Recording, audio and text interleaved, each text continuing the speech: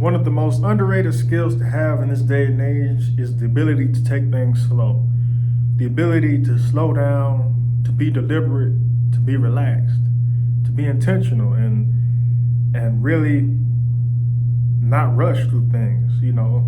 Society has got us in this mode of rushing and doing it fast, being first and being the best and being all this, these external factors, all these external things that other people want you to be. But it's clashing with your natural order, which is to do it at the pace at which you can handle it.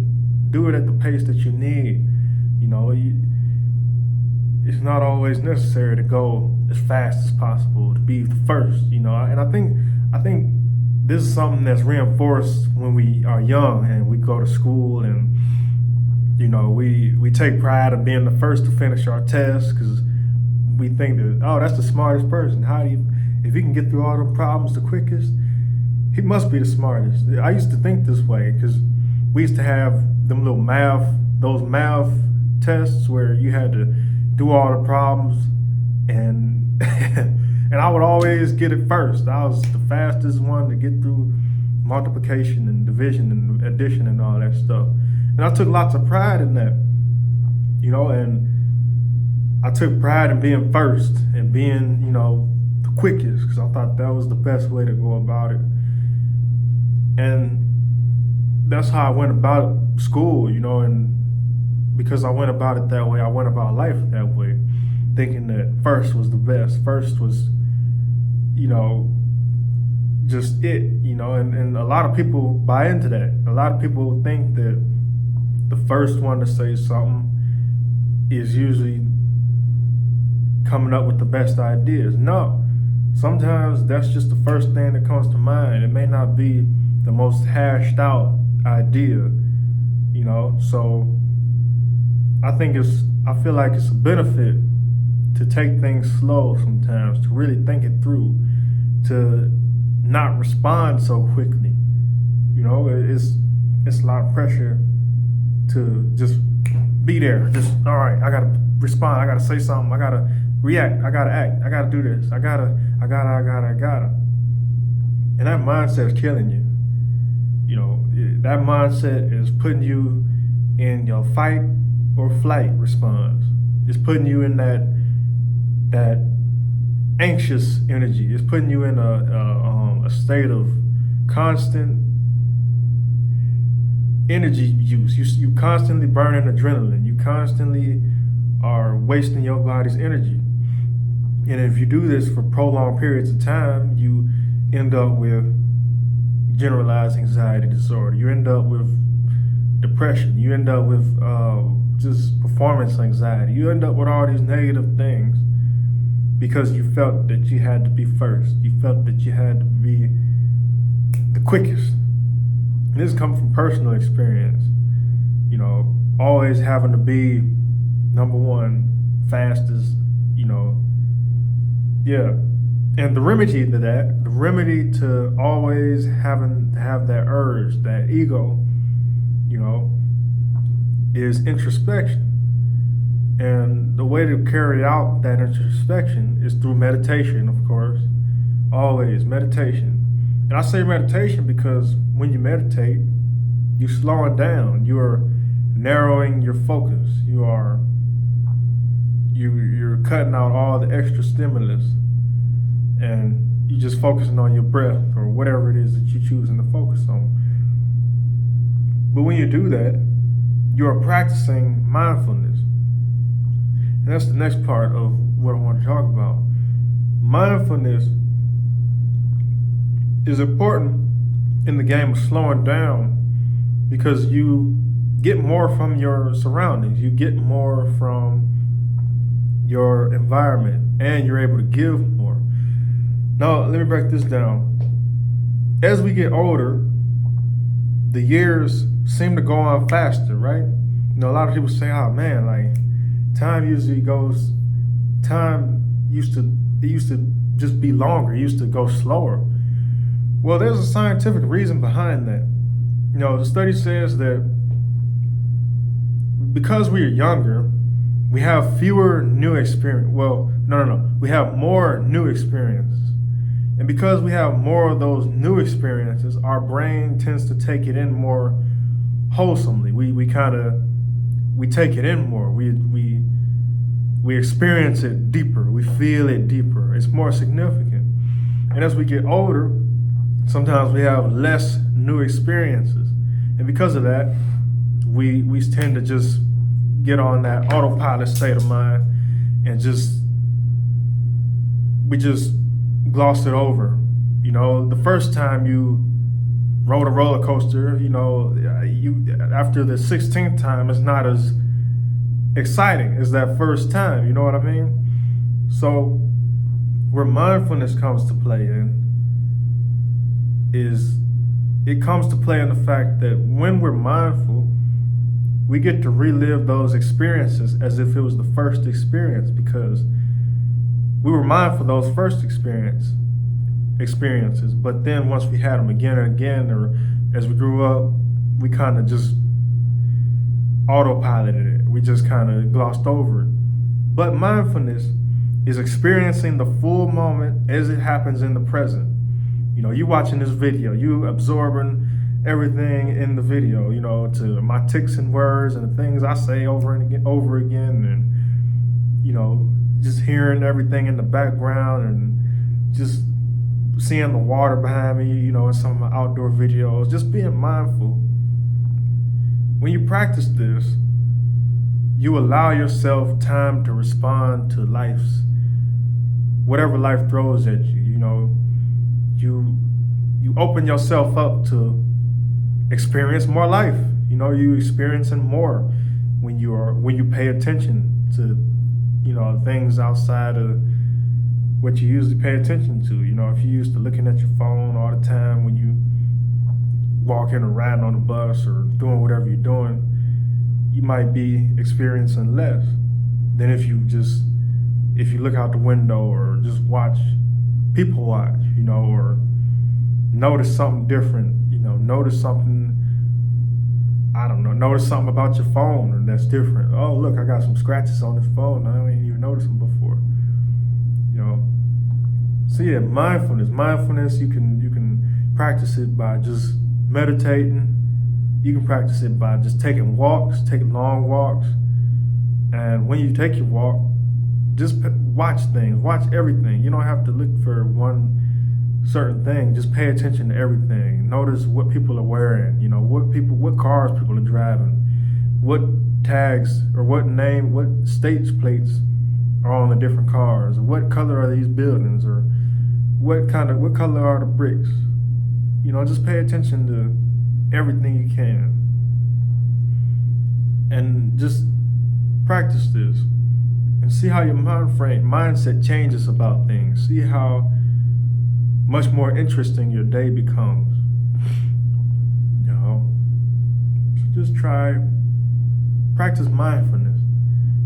And if you need a deeper idea of what it is, you know, look it up. It's a lot of stuff online about, you know, how to become more mindful. There's plenty of books.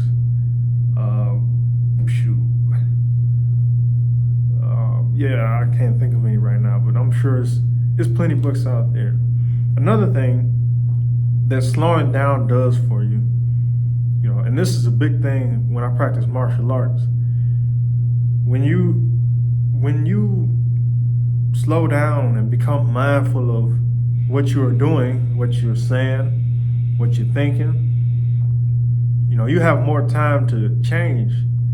You have more time to react in a way that's beneficial. You know, when you slow down, when you think about what you're about to say, you can say the best thing. I don't know where it came from that you had to immediately respond to somebody when they said something to you.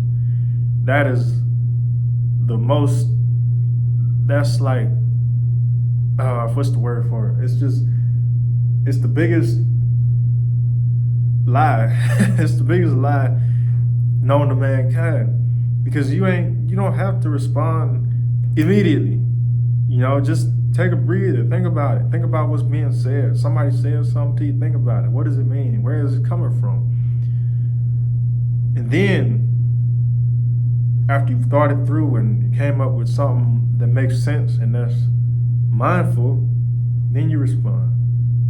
Same with your actions. In martial arts, my Sifu, he tells us like you gotta be more aware of your actions when you step, your footwork, because you can put yourself in a predicament if you just stepping off wherever you want to step and you're not really paying attention. When you relax, when you slow down, when you take that pause, you give yourself a moment to assess where you at. You give yourself a moment to assess like what could go wrong, what could go right, what you need to do, what you don't need to do. And this is the best hack in the world, because we can make better decisions that way. We don't have to just rush and jump into stuff and get frustrated when we get hit or hurt, or we offend a person, or we get offended, or we be like, oh man, I should have said something else. You can cut out a lot of trouble, a lot of regrets, a lot of sadness, a lot of sorrow, a lot of missed chances by just slowing down, assessing, being mindful, just taking the time to relax and feel what's going on, to think about what's happening in the situation. Yeah, and then another thing, don't rush. Stop rushing, and the antidote to rushing is preparation. A lot of that can be cut out by preparing beforehand.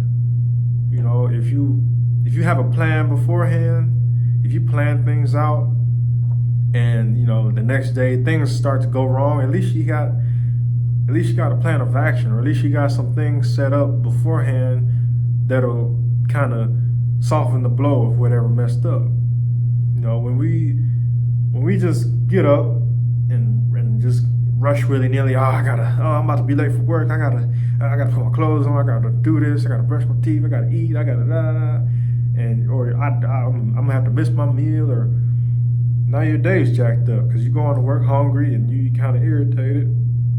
When had you prepared, you got some clothes set up the night before, or you did some meal prep, or got, I don't know, it's a lot of ways you can prepare.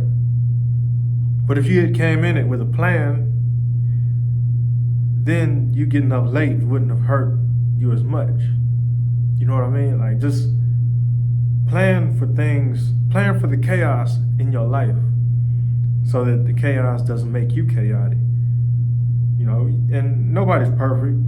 You're not gonna be able to plan for the apocalypse, but just do your best to have even a small plan, like even just thinking through how you would want something to go. This goes back to the mindfulness and slowing down.